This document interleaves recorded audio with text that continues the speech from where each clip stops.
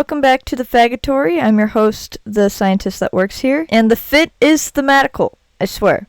Pinky promise. So, the Undertale alternate universe, or Underverse if I want to be funny, expanded far beyond what Toby Fox probably thought it would in the beginning. I'd think at least. The fandom has come together to create timelines where everyone's an asshole, everyone's roles are swapped twice, everyone's horny, we don't talk about that one, Greek mythology, endless genocides, cannibalism, space, farming, depression, the mafia, going... the what?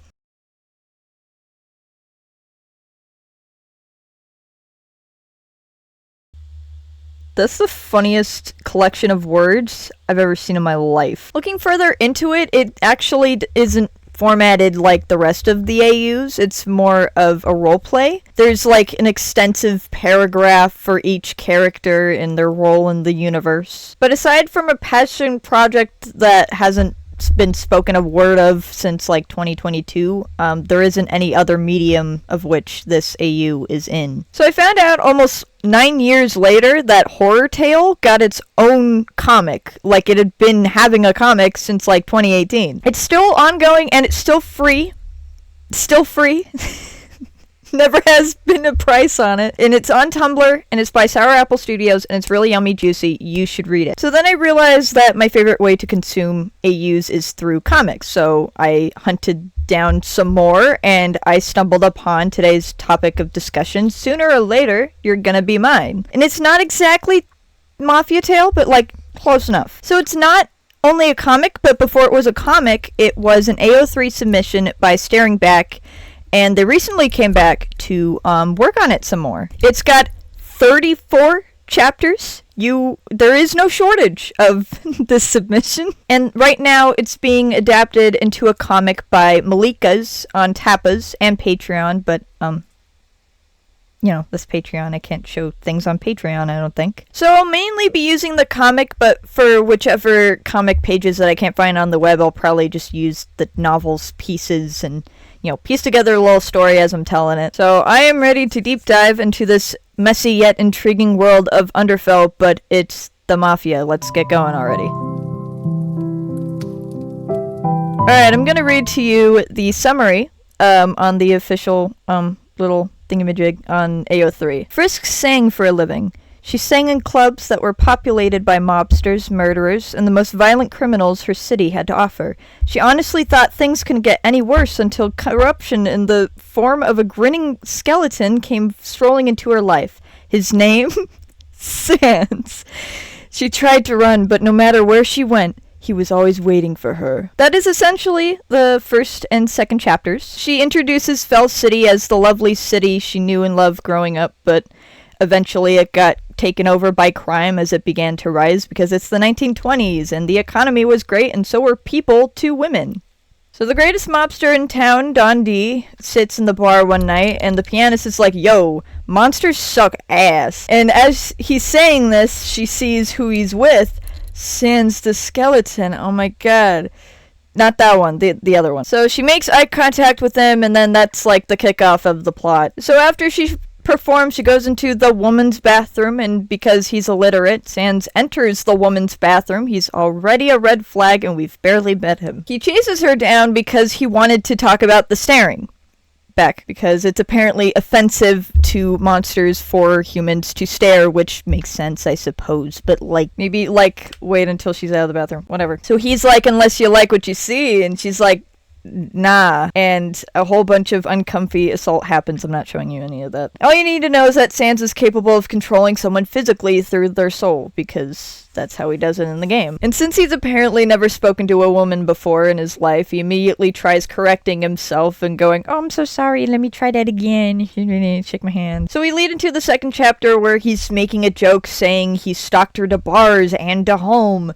But it's just a prank, lol. So she finally leaves and prays to whoever that she'll never see this guy ever again. But, this book has 34 chapters, so I'm sure you can guess what happens later. So following a little, mental monologue, Sans truly explains that he's the communicator for the three brothers, which is him, Papyrus, and Wingdings. Which is a very interesting take. I don't see a lot of Wingdings being their brother. to be honest. I see a lot of like, oh, he's the father or just the scientist. So he communicates for them to Don D about their business deals. Oh, hey, wait, that's the name of this chapter. So essentially their deal is that the brothers give Don D's men monster weaponry, state of the art. It's not like your average 9mm. And in exchange, they'd give them a piece of land, but Sans offers to take a piece of land that doesn't really profit them anyway. And he's like, well, why would you want that? And he's like, well, there's other things I can get. And it's like, yeah, I don't think that joke was a joke anymore. Chapter 3, The New Bosses, introduces Papyrus, who's very loud-tempered, violent when provoked, which is why Sans is the right-hand man. Refined and very proud, so proud that he's cocky. Wingdings is also like slowly introduced as the eldest and intolerant to the two spats. So the day after the meeting with the Don was the first of the month, which the first of the month is when Frisk apartment complex owes their fees to the mafia. And that day was decided to be the day where the brothers introduce themselves as their new landlords? Landlords, there we go, that's the word, I just meant. So then we learn that Frisk's ultimate goal is just to get the fuck out of Dodge. She's trying to save up the money, but she promised her parents that, you know, she'd hold on to who she is, which is basically just not a shitty person. In order for her to not be a shitty person, she basically pitches in for everyone who can't afford the fee, because the consequence for not affording the fee is not living. So she's a homie for real. So she runs to Nick, who's one of Don D's bozos, who picks up her money basically, but he's supposed to go door to door, but he was like, I don't want to do it when you gotta do it. She gets there to deliver the money, and she just beats the clock to not get her ass whooped for being too late. Still gets yelled at for it anyway, but whatever. The tall skeleton men have arrived, and she's not happy about it, like at all. Nick starts being his usual misogynistic self, but then Sans is like, yo, chill. Anyways, we're the new money takers. Papyrus, take it away. And then he vanishes with Nick to make him vanish. Can't show that. And pose it as a rival gang's doing, so, you know, you can't trace it back to him. He didn't do shit. He's innocent, officer. No, he's not. Meanwhile, and this is my favorite scene, Papyrus is left to interrogate Frisk on restaurants. That's all he wants to know. He wants to know the quality of the restaurants, especially the spaghetti, because, you know, it's Papyrus. So he pretty much shows that as long as you respect him and take him seriously, like, you're fine. This is where she's like, well, we're like a really poverty-ridden area. I don't know why you guys chose this place if you're looking for refined shit. And then he almost opened up about his childhood, but then he's like, nope, gotta lock in. And the Sansonator 3000 pops back in and is like, oh, I got you stuff for spaghetti and shit, let's bounce. Or you bounce, I'll stay here with the lady. And I'm like, I'm gonna kill you. So Sans actually sits down and apologizes for his first impression. And that was going so goddamn well until Frisk was like, hey, I'm gonna lie about a boyfriend because I do this with every mobster. Except that makes everything so much worse, and then it gets grody and, you know, whatever. As they're being weird, he's like, hey, in order to undouble your rent, by the way, we're doubling your rent, lay in a bed with me. And she slaps him in the face, obviously, as she should. Amen. Baddie. Sit his ass down. He tries to reason it out all over again, and this is where I mentioned that Tapas is a lot like Wattpad. Each chapter has its content, and then, like, the comment section is under it as you're scrolling to the next chapter thingamajig. So this comment sums up his problem entirely. Sans, if you want to be with Frisk, then maybe don't try to drive her into debt. So, yeah, just switch out debt with any other issue that he's posed, and, like, that's just his character in a nutshell. So the beginning of Allies explores this issue with his thinking by just planting you in his head. I know you don't want to be in there, but, you know, if you want to understand him, you're gonna have to be. So as much as he enjoys her for her personality and attractiveness, everything else is about his view of her is wrong. But I'm bookmarking that for analysis. I don't want to yap too much right now. So another comment is, Sans be talking mad horny for being in bonk distance, which is great words. So good word. So even though he, like, pretty much treated her like one, he's still offended that she sees herself as a whore, and she thinks that he thinks that too. And he's so offended by that he lashes out at a table. And I get that that's not a person, but holy fucking ball sacks, this guy is a loose cannon. Like, you just obliterates it, just being in his head, and then he just goes, "Whoa!" It's like, what? What did this table do to you? Anyway, after that, Papyrus meets up with Frisk after his initial appearance to the complex to complain to her about people being scared of him, even though Sans said he didn't care about that exact thing like just a couple pages ago. Side note, someone with the user God crashed out at the bottom of this page, and imagining God getting into it with Sans Undertale is absolutely killing me. So Frisk's plan is not exactly coerce, just persuade Papyrus into feeling more sympathetic towards the people, I suppose. Especially since he's so tall and people are gonna, get a little spooked by that. Not everyone is 11 feet tall. So she offers to gather everyone for him for like a little meeting, I guess. He agrees and reveals that they're currently moving into their new home, which is the shed of the complex. Fuck! Even more salt to the wound, Sans' side quest that entire time was paying off her employers to fire her. Why? So we can see her come apologize and go, "Oh, I'm so sorry, I must give myself to you so you can help me in my darkest times of which you are causing." Of course! Why didn't I think of that? And under this page, somebody says, to make him such a douchebag and idiot makes things so interesting, and I agree with you. So we head over to Grillby's for the start of news, some good, some bad. Or a lot bad. I know the name of this chapter. We are finally properly introduced to the eldest of the trio, Don Wingding's Gaster, who makes the bar tremble just by walking in, which is a dope as hell intro. Grillby has a sort of like Death Note moment where he's mentally monologuing about how there hadn't been a discussion of protection fees and the years he'd been in Snowden. He'd follow all the rules and was even allowed to serve human alcohol, so he's been a saint and all that. So then Gaster's like, "Well, you've been visited by Metaton Don Asgore and Madame Toriel, entering a quote more business type of entering a quote more interesting type of business." He means the black market, I guess. Grillby from the 2015 indie game Undertale deals in the black market. This comic is amazing. Gaster very calmly kicks his ass, and I'm sorry, I keep getting distracted by this comic section. Listen, Wingdings is so badass cool. I wonder it would be cool to know that Wingdings Gaster has a secret mage wife, Eloisa Howhard? How hard is it? And 3 children, a 7-year-old boy named Frederick, a 4-year-old named Elise, and a newborn baby boy named Darren. And that it keep their secret and that it keep their existence a secret, especially to Dawn Dreamer. I don't know either. Wingdings alludes to having killed the Dreamers, or at least this is how I interpret it. Don't kill me if it's wrong. If it's wrong, please let me know, because I'm following the wrong story. Whatever. And he threatens to kill him as well if he ever interacts with Snowden in any way again, and then he kicks him out. Girl boss behavior!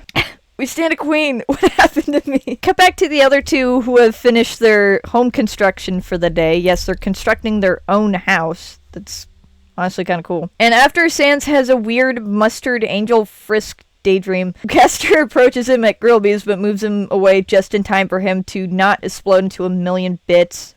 Right fucking there. Giggling at it, though, is my fucking nice cream guy, aka Tops, as he's dubbed in the novel. And apparently, according to the comic section, is one of the best characters.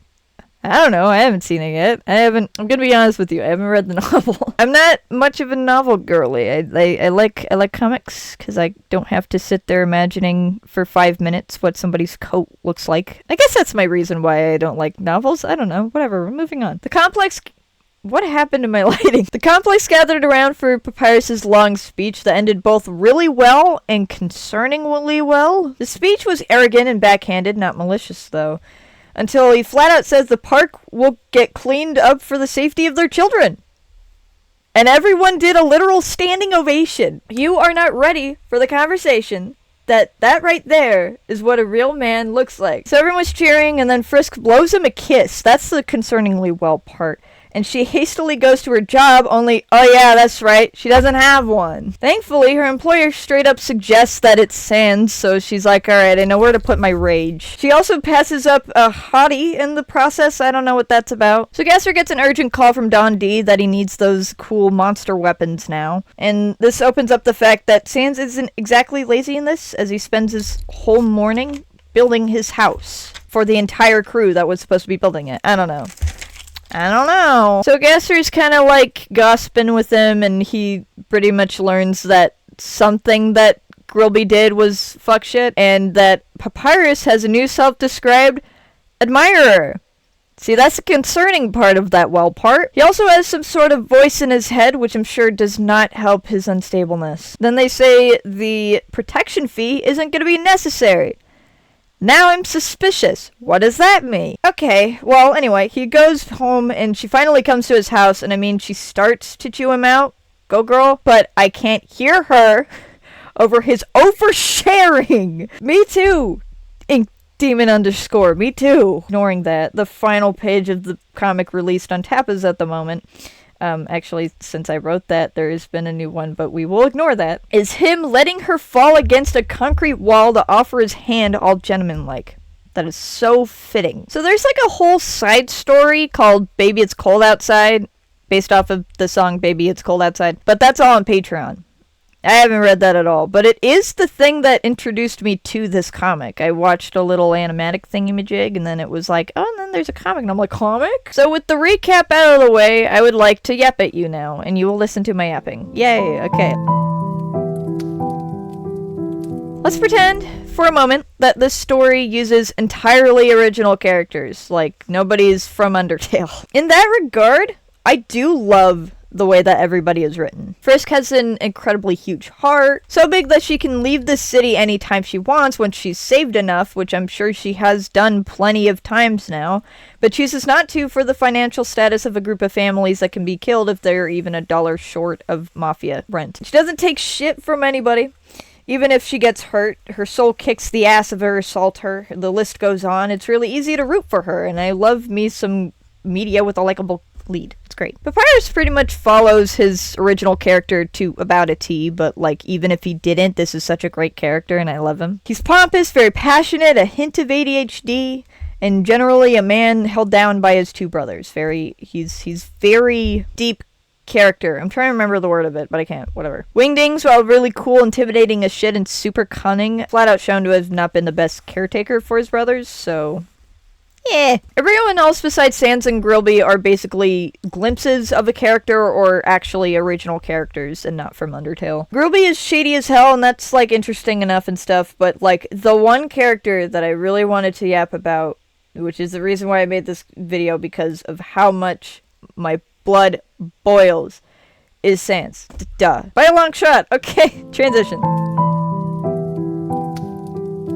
So it's not because of his standalone character. Hell, him being an idiotic, immature douche is actually really interesting. He's absolutely the villain of his story, and he himself does not feel that way. He's into Frisk in the worst way possible. Like, he wants to make her cry to see her pretty tears fall from her soft cheeks and all that, and though he loses it over a genuine smile, like he likes seeing her happy and thriving, that's not ever what he wants to make her do. He would much rather find her negativity attractive than her positivity, and that's where his abusive, manipulative, and grapey mentality comes from. He would do anything to piss her off instead of aim to make her life better by, I don't know, helping her through her poverty that he is causing. All of that isn't even the problem. And it's also not to do with his design, because, I mean, fucking look at that guy. Holy bull. He is absolutely gorgeous, and his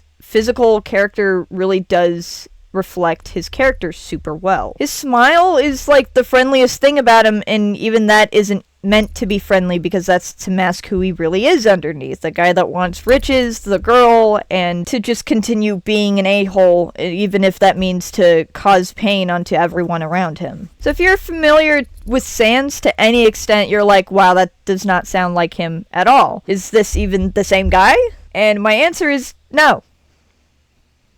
No, he is not. So through my perception, an AU is an alteration of an existing universe that shifts around, adds and or removes elements of the universe to create a different timeline. An AU does this successfully when they preserve aspects of the story that makes it still feel like the same world, just with a little bit of change. I believe sooner or later both succeeds and fails at doing this, and that's what catches my attention the most. Whenever Papyrus is moving the story along, I feel like what I'm reading is related to Undertale. Like, this is just Papyrus if he was a mobster. Sans, however, feels as though he takes me by the collar and puts me into a story about mobsters being monsters. I hope that puts it into perspective what I mean by that. Now, Sans, from the hit indie game from 2015, Undertale, is casually a lot of things. Yes, he too can be douchey, but he either does this to pull a harmless prank on people he cares about, or does it to put himself down so the people around him, mostly Papyrus, can have the spotlight or feel better about themselves. He keeps his composure and only loses it twice, and, understandably so, he's feeling pain. He has multiple jobs that he never truly complains about. I honestly don't think he ever complains, especially his job as the underground's judge. Sans would solo this guy, and that guy is literally himself. Going off script a little bit, I realized that there are other Sanses from AUs that aren't really Sans. Most of the time, these Sanses are like either wearing his face or are like just not really written to be like him. So the second one is like a given. People don't always know how to replicate characters because they didn't make the character. That's fine. No biggie. But like, take this guy for example. Like, Dream isn't Sans. Neither is Nightmare. And that's why they don't act like him. They're not Sans. They're just in his body. They're the vessels and all that. I only read Dreamtale like once, sorry. But like, this is Sans. He's just supposed to be him. It's one of those Sanses where it's like it's him, but it's not written super well to be him. And I think that kind of comes from the underfell part of mafiafell. Like, I've always felt, even when I knew it back in like 2016, that underfell Sans is just a really mean guy. It's not really Sans but an asshole. It's just an asshole that looks like Sans. I don't know how to say the difference, but I hope that makes sense. Again, Staringback, hey, what's up? You're not watching this, but hello. I think he's written super well. I think, like, him as a character, he's really interesting. I love that douchebag, but, like, idiot, but, like, genuinely threatening guy. Like, he's really interesting as a whole. I just put myself away from the fact that he's Sans to read the story, because then it's like I'm gonna get, dizzy just going like, but it's, why, Sans wouldn't do that. Sans Undertale wouldn't do. So I don't have that mindset anymore. Like, after maybe the first chapter, I dropped that mindset entirely, because it's like, I can't do that. That's dumb. Okay, you get the point. I'm moving on now.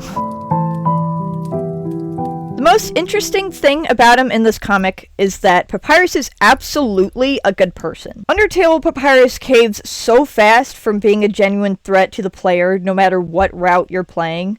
He gives you infinite chances to defeat him, encourages you even after you've literally slain him. He forces the woman trying to kill you to be your friend. I can keep going, but I'm not going to. That's a long list. You obviously don't outright see this guy come out in mafiafell, but like, you get the hints that he's in there. And like, if you were raised by two older brothers who were shitty to you and like put you in the mafia to raise you, like, shit, I'd come out this shitty too. But like, even with all of that, he still has plenty of glimpses into the person that he really is. Hearing Frisk out about the poverty, almost opening up in return and proposing an actually productive change to the town that they're landlords of. Who are you?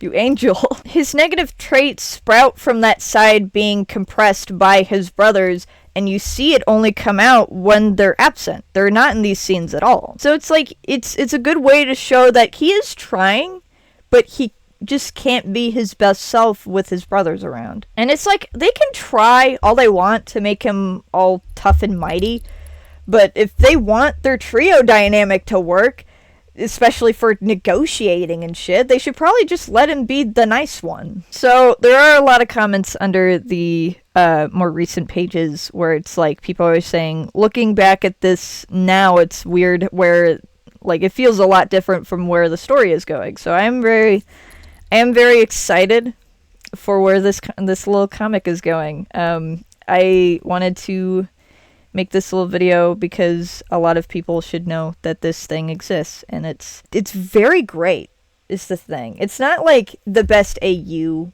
per se, but it's a really good story, I feel.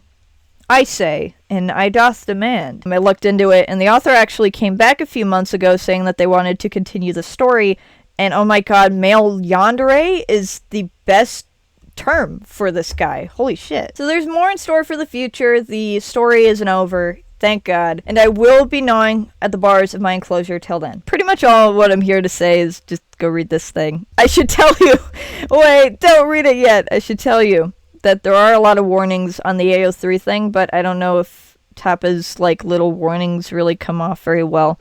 But basically there's like a lot of assault.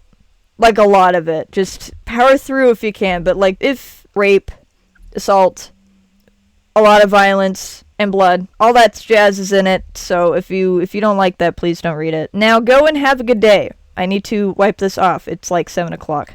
Oh, it's 8.